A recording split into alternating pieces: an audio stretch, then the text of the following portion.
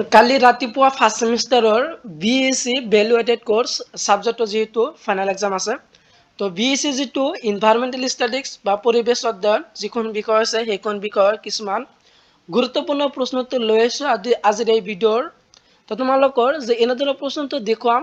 যে যাতে তোমালোকে কালি ফাইনেল এক্সাম কম কৰে তেনেদৰে প্ৰশ্নোত্তৰ লৈ আছে তো তোমালোকে এইবিলাক প্ৰশ্ন চালে কালি এক্সামিনেশ্যনত 100% কমন পাবা তো তোমালোকৰ কোনখিনি ইম্পৰ্টেন্ট হয় 1 নম্বৰ আৰু 2 নম্বৰে প্ৰশ্নোত্তৰ যেহেতু তোমালোকক দেখুৱাম তো তোমালোক কোনখিনি ইম্পৰ্টেন্ট হয় সেইখিনি তোমালোকে চোৱা আৰু ইয়াৰ আগত তোমালোকৰ যেটো 2024 ৰ কোৱেশ্চন পেপাৰ আছিল সেই কোৱেশ্চন পেপাৰটো সলিউশন কৰি এখন ভিডিও বনাইছো তো সেই ভিডিওটো চাই লবা তাৰ পৰা যেহেতু তোমালোকে কমন আহিব তো তোমালোকে আজিৰ কোৱেশ্চনখিনি চোৱা যে কোনবিলাক তোমালোকৰ ইম্পৰ্টেন্ট হয় তো তোমালোকৰ প্ৰথম প্ৰশ্নটো দি আছে পৰিস্থিতিতন্ত্ৰ শব্দটো কোনে উদ্ভাৱন কৰিছিল তো পৰিস্থিতিতন্ত্ৰ কোনে শব্দটো কোনে উদ্ভাৱন কৰিছিল মোস্ট ইম্পৰ্টেন্ট হয় প্ৰশ্নটো কালি এক্সামিনেশ্যনৰ কাৰণে আৰু উত্তৰটো হ'ল যে এজি টাস্লিয়ে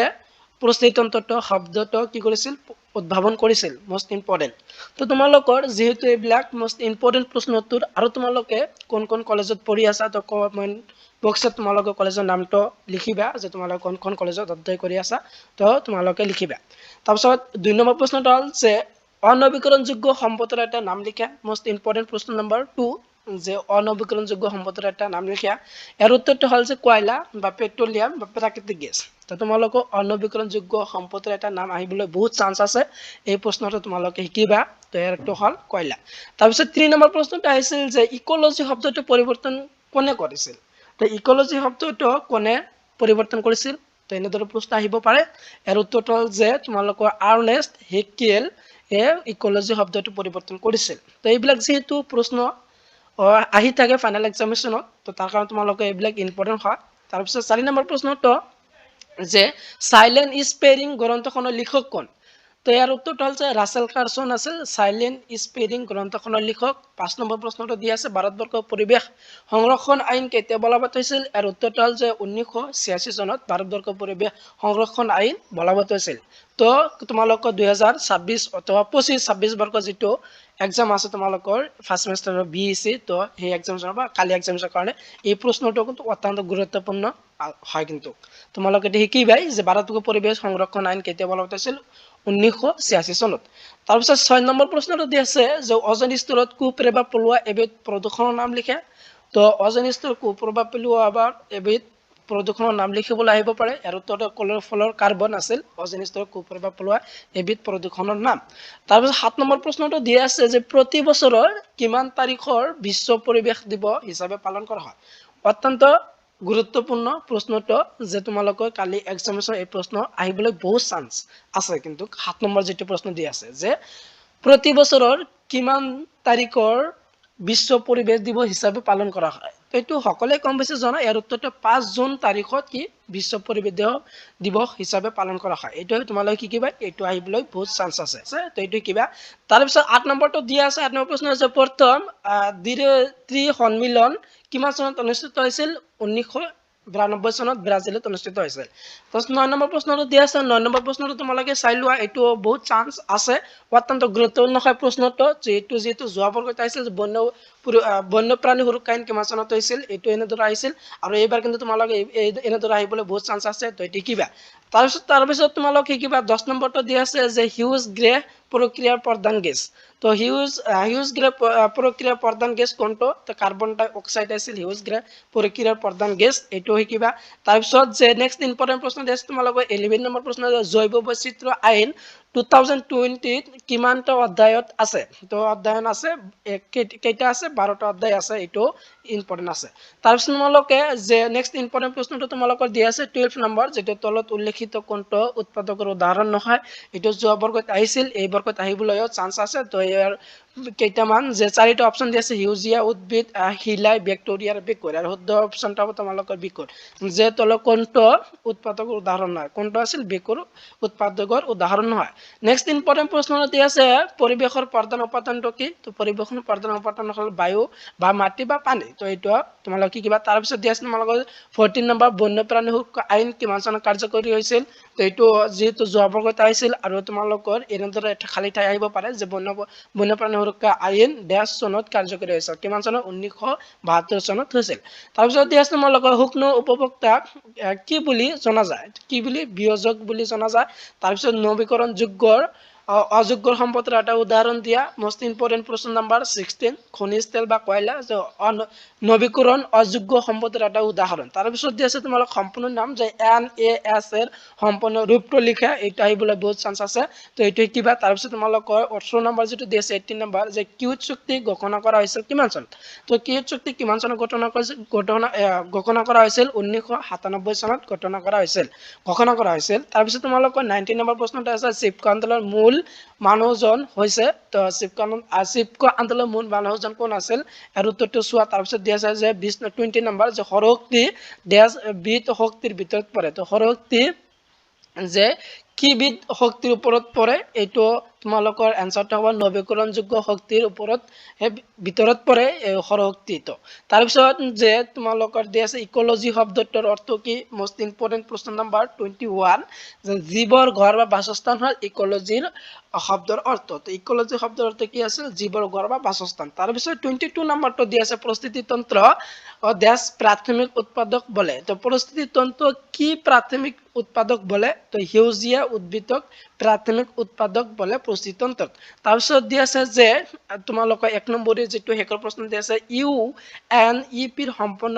নামটো কি ইউনাইটেড নেশন এনভাইৰনমেন্টাল প্ৰগ্ৰাম এইটো মোস্ট ইম্পৰ্টেন্ট হয় তো তোমালোকৰ 1 ৰ পৰা যি টেষ্ট লৈ প্ৰশ্নখিনি দিয়া আছে এইবিলাক তোমালোকে 1 নম্বৰৰ কাৰণে শিকিবা তো 1 নম্বৰৰ কাৰণে এইবিলাক মোস্ট ইম্পৰ্টেন্ট হয় যেহেতু তোমালোকে ইয়াৰ পৰা কমন পাবা তো তোমালোকে গোটেইবিলাক চাবা প্ৰশ্নখিনি তো এটাও যাতে তোমালোকে বাদ নপৰে তো গোটেইবিলাক শিকি যাবা তোমালোকে টেষ্টখন প্ৰশ্ন এটা শিকিবা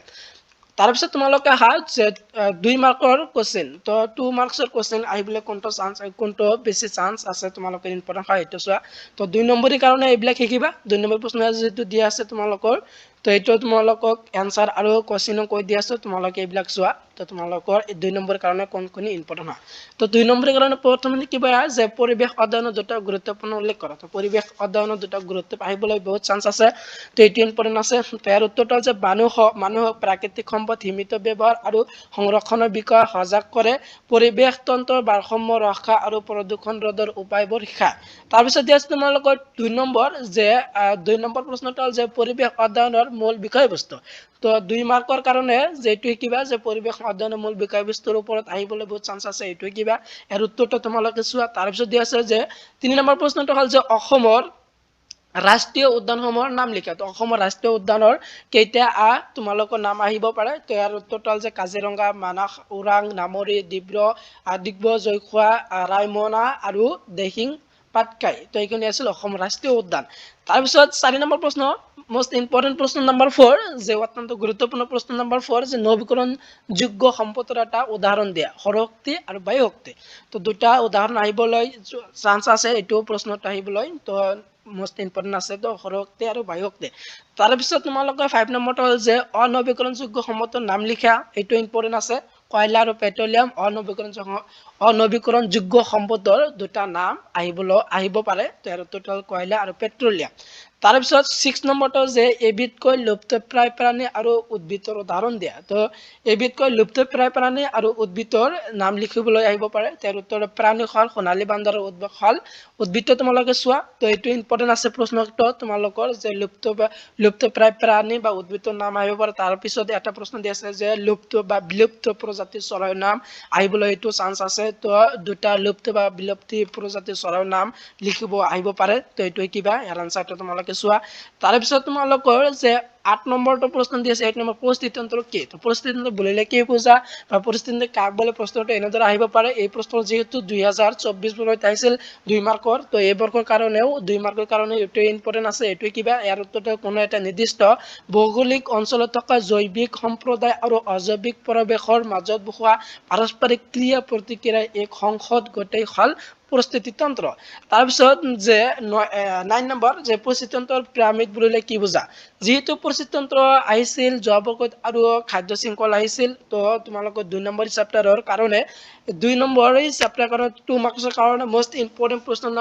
প্ৰশ্ন নম্বৰ তোমালোকৰ 9 নম্বৰটো যেটো দিয়া আছে আজিৰ ভিডিঅ যেটো 9 নম্বৰ প্ৰশ্ন এইটো আছিল মোস্ট ইম্পৰ্টেন্ট প্ৰশ্ন নম্বৰ এইটো তোমালোকৰ ফাইনেল এক্সামিনেশ্যন বা কালি এক্সামিনেশ্যন আহিবলৈ বহুত চান্স আছে কিন্তু প্ৰশ্নটো এৰ উত্তৰটো কি আছে যে পৰিস্থিতি তন্ত্ৰৰ বিভিন্ন পুষ্টিক স্তৰত থকা জীৱসমূহৰ সংখ্যা শক্তি বা জৈৱবোৰৰ জীৱবোৰৰ পৰিমাণক চিত্ৰৰ সহায়ত প্ৰকাশ কৰিলে তাক পৰিস্থিতিতন্ত্ৰ পিৰামিড বোলে তো পৰিস্থিতিতন্ত্ৰ পিৰামিড বুলিলে কি বুজা এইটো অত্যন্ত গুৰুত্বপূৰ্ণ প্ৰশ্ন নম্বৰ 9 2 মাৰ্কৰ কাৰণে এইটো শিকিবাই তোমালোকে সকলোৱে এইটো প্ৰশ্নটো শিকিবাই যে পৰিস্থিতিতন্ত্ৰ পিৰামিড বুলিলে কি বুজা তাৰে পিছত যে 10 নম্বৰটো দি আছে খাদ্য শৃংখল আৰু খাদ্য জালৰ পাৰ্থক্য লিখা তো খাদ্য শৃংখল আৰু খাদ্য জালৰ পাৰ্থক্য লিখা তো আজি যিবিলাক তোমালোকৰ আগত কোৱেশ্চন বিলাক দি আছো গোটেইবিলাক কিন্তু তোমালোকৰ ইম্পৰ্টেন্ট হয় তোমালোকে গোটেইবিলাক শিকিবা তেনেহলে তোমালোকে কমন পাবা তো খাদ্য শৃংখল আৰু শক্তিৰ প্ৰবাহৰ এটা সৰল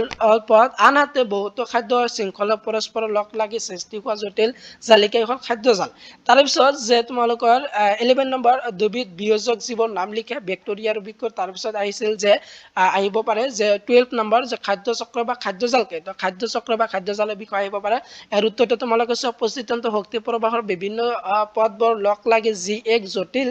জালিকা সৃষ্টি কৰে তাকে খাদ্য জাল বলে তাৰ পিছত তোমালোকৰ 30 নম্বৰ প্ৰশ্ন আহিছিল পৰিস্থিতিতন্ত্ৰ 30 নম্বৰ প্ৰশ্ন দিছে পৰিস্থিতিতন্ত্ৰ বিজ্ঞান আৰু পৰিস্থিতিতন্ত্ৰৰ মাজৰ পাৰ্থক্য লিখা তো এইটো আহিছিল যে 2023 ত এইটো ফাইনাল এক্সামিনত আহিছিল গুৱাহাটী ইউনিভাৰ্সিটিত তো এইটো আহিবলৈ এইবাৰ ঘৰত চান্স আছে যে এটো এনসাৰটো চোৱা তাৰ পিছত দিছে প্ৰাকৃতিক সম্পদ দুটা নাম লিখা তো প্ৰাকৃতিক সম্পদ নেচাৰেল যেটো আছে তোমালোকে এইটো সকলোৱে কম বেছি জানা যে প্ৰাকৃতিক সম্পদ কোনবিলাক হয় যেন পানী সম্পদ বনজ সম্পদ আৰু বহু আছে সম্পদ তো তোমালোকে প্ৰাকৃতিক সম্পদটো আহিবলৈ বহুত চান্স আছে তাৰ পিছত আহা যে 3 নম্বৰ চেপ্টাৰৰ পৰা এই যে একটা প্ৰশ্ন দি আছে তোমালোকৰ যে পৰিবেশ প্ৰদূষণ কি তো পৰিবেশ প্ৰদূষণৰ বিষয় এটো আহিব পাৰে যে পৰিবেশ ভৌতিক বা ৰাসায়নিক গুণাগুণৰ এনে পৰিৱৰ্তন যিয়ে জীৱ জগতৰ অনিষ্ট সাধন কৰে তাকে পৰিবেশ প্ৰদূষণ বলে তো এইটো 2 নম্বৰ কাৰণ শিকিবা তাৰ পিছত গোলকীয় উত্তাপ বৃদ্ধি কি ধৰণৰ সমস্যা সৃষ্টি কৰে তো গোলকীয় উত্তাপ বৃদ্ধি কি ধৰণৰ সমস্যা সৃষ্টি কৰিব পাৰে বা কৰিয়ে তো এইটো আহিব পাৰে তো এইটো ইনফৰমেশন আছে যে মেৰু অঞ্চলৰ বৰফ গলি সাগৰৰ জলপৃষ্ঠ বৃদ্ধি পায় আৰু জলবায়ু অস্বাভাৱিক পৰিৱৰ্তন ঘটে তো এটা আছিল গোলকীয় উত্তাপ বৃদ্ধিৰ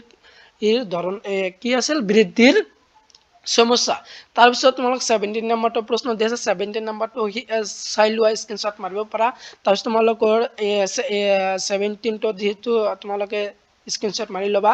18 নম্বৰটা হচ্ছে নগৰীয় অঞ্চলৰ শব্দ প্ৰদূষণৰ দুটা উৎস উল্লেখ কৰা তো নগৰীয় অঞ্চলৰ শব্দ প্ৰদূষণৰ দুটা উৎস যেনে যান-বাহনৰ তীব্ৰ হৰণ কল কাৰখানা যন্ত্ৰপাতিৰ শব্দ তো কল কাৰখানাৰ যন্ত্ৰপাতিৰ শব্দ এটো আছিল নগৰীয় অঞ্চলৰ শব্দ প্ৰদূষণৰ দুটা উৎস তাৰ পিছত 19 নম্বৰটো পানী প্ৰদূষণৰ কেইটামান উৎস উল্লেখ কৰা তো পানী প্ৰদূষণৰ কেইটামান উৎস আহিব পাৰে তাৰ পিছত 20 নম্বৰটো কেইটামান হিউজ গ্ৰেগেছৰ নাম লিখা যে কাৰ্বন ডাই অক্সাইড মিথেন আৰু নাইট্ৰজেন অক্সাইড এইবিলাক আছিল হিউজ গ্ৰহ গেছৰ নাম তাৰ পিছত যে 21 বায়ুমণ্ডলৰ ওজন স্তৰৰ তাৎপৰ্য বিষয় লিখা তো বায়ুমণ্ডলৰ ওজন স্তৰৰ তাৎপৰ্য বিষয় আহিব পাৰে তাৰ পিছত যে জৈৱিক সম্পদ বুলিলে কি বুজা জৈৱিক সম্পদৰ বিষয় এইটো আহিব পাৰে তাৰ পিছত তোমালোকে 23 টো তোমালোকে চোৱা স্ক্ৰিনশ্বট মাৰি লোৱা আৰু তোমালোকে যেটো হেকৰ প্ৰশ্ন 2 নম্বৰী মাৰ্কৰ 2 নম্বৰৰ কাৰণে যে তোমালোকে হেকৰ প্ৰশ্নটো দি আছে 24 যে ঔদ্যোগিক আৱৰ্জনাৰ প্ৰভাৱৰ বিষয় লিখা তো ঔদ্যোগিক আৱৰ্জনাৰ প্ৰভাৱৰ বিষয় আহিবলৈ এইটো চান্স আছে যে কি আছিল ঔদ্যোগিক আৱৰ্জনা পানী আৰু মাটি বিভক্ত কৰি তোলে যাৰ ফলত জলজ প্ৰাণীৰ মৃত্যু হয় আৰু মানুহৰ স্বাস্থ্যৰ গুৰুতৰ হানি হয় তো এইবিলাক আছে তোমালোকৰ যেটো কালি যেটো তোমালোকে ফাইনাল এক্সাম দিবলৈ যাবা তো ফাইনাল এক্সামছৰ কাৰণে এইবিলাক মোস্ট ইম্পৰ্টেন্ট প্ৰশ্ন তো তোমালোকে গোটেইবিলাক শিকিবা ইয়াৰ পৰা যেহেতু বহুত কমন আহিব যেহেতু আজি তোমালোকৰ 1 নম্বৰ আৰু 2 নম্বৰ প্ৰশ্ন উত্তৰ এই ভিডিওত দিলো আৰু নেক্সট ভিডিও তোমালোকৰ দিম যেটো 5 মাৰ্ক থাকিব তো 5 নম্বৰ প্ৰশ্ন যেটো তোমালোকৰ ফাইনাল এক্সামছ আহিব 5 নম্বৰ প্ৰশ্ন তোমালোক নেক্সট ভিডিওত দিম আৰু এইখন বিষয় যেটো তোমালোকে কিমান মাৰ্কছ দিব লাগিব এক্সাম 30 মাৰ্কছৰ এক্সাম তো 30 মাৰ্কছৰ এক্সামৰ কাৰণে 1 নম্বৰী 5টা থাকিব 2 নম্বৰী থাকিব তোমালোকৰ 10 মাৰ্ক আৰু তোমালোকৰ 5 মাৰ্কৰ থাকিব তিনিটা টোটাল 15 তো টোটাল তোমালোকৰ 30 মাৰ্কছৰ এক্সাম দিব লাগিব যেটো এনভাইৰনমেন্টেল ষ্টাডিজ আছে তো ভিডিওটো ইমান আছিল ভিডিওটো তোমালোকৰ বন্ধু-বান্ধৱৰ লগত শেয়াৰ কৰি দিয়া আৰু এনে ধৰণৰ ভিডিও পোৱাৰ কাৰণে মোৰ চেনেল সাবস্ক্ৰাইব কৰি থবা